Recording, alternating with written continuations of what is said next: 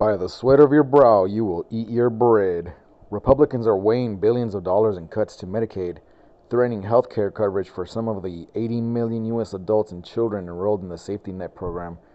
Millions more Americans signed up for taxpayer-funded health care coverage like Medicaid and the Affordable Care Act's marketplace during the Biden administration, a shift lauded by Democrats as a success.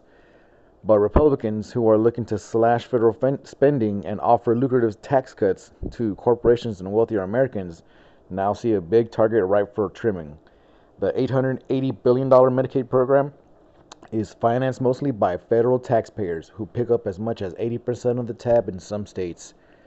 And states, too, have said they are having trouble financing years of growth and sicker patients who enrolled in Medicaid. To whittle down the budget, the GOP-controlled Congress is eyeing work requirements for Medicaid. It's also considering paying a shrunken fixed rate to states.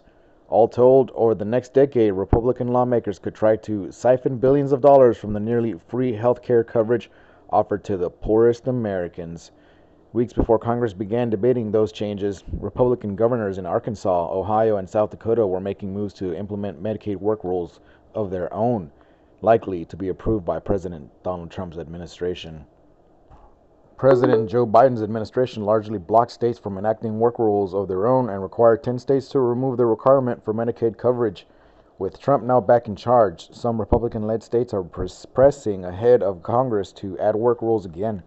Governors in Arkansas, Iowa, and Ohio have announced they'd pursue approval from the Federal Centers for Medicare and Medicaid Services to introduce work requirements again. And last fall, South Dakota voters signed off on a plan to add a work rule. Democrats are warning of the side effects for healthcare facilities, including rural hospitals and nursing homes. Hospitals have benefited from increased enrollment in health insurance programs such as Medicaid because it guarantees payment for a patient's treatment.